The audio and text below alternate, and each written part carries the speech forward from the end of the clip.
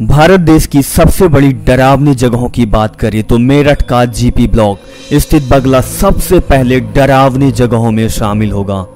इस भूत बंगले की कहानी लोगों को हैरान करने वाली है। इसी कहानी को बयां करते हैं बंगले के आसपास रहने वाले लोगों की माने तो इस भूत बंगले में अंग्रेज दरोगा की आत्मा आज भी भटकती है, जो दरोगा कई साल पहले घातक एक्सीडेंट से मरा था।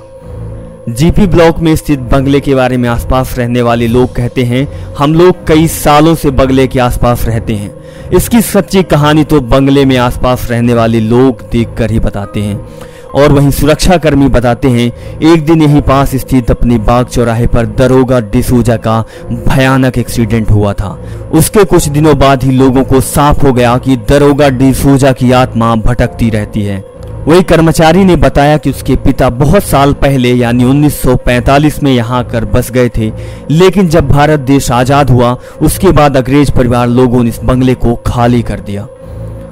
उनके जाने के बाद बंगले में रहने के लिए जो आदमी आए, उन लोगों के मन में आत्मा होने का डर बैठ गया। उसके बाद ही बंगला को भूत बंगला के नाम से कहा जाने लगा। पहले काम करने वाले कर्मचारी भी इस बंगले से दूर रहते हैं। कोई बंगले के पास जाने के लिए तैयार नहीं होता। इस बंगले की तरफ जाने वाले लोगों को तो डर भी लगने लगा है, क्योंकि अब बंगला तो डरावना सा दिखने लगा है।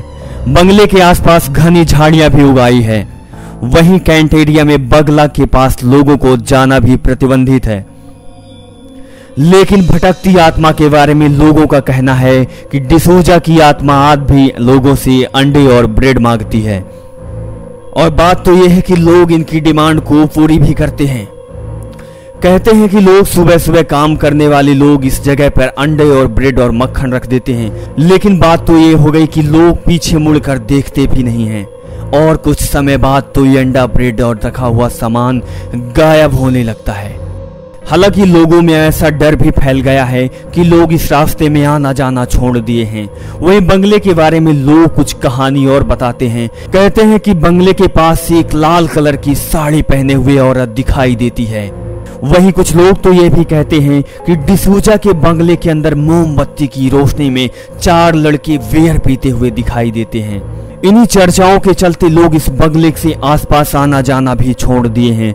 आज के समय में बंगला वीरान सा दिखाई देने लगा है और ये बंगला खंडहर सा दिखने लगा है, जो पहले से और ज्यादा भयानक होता जाता है।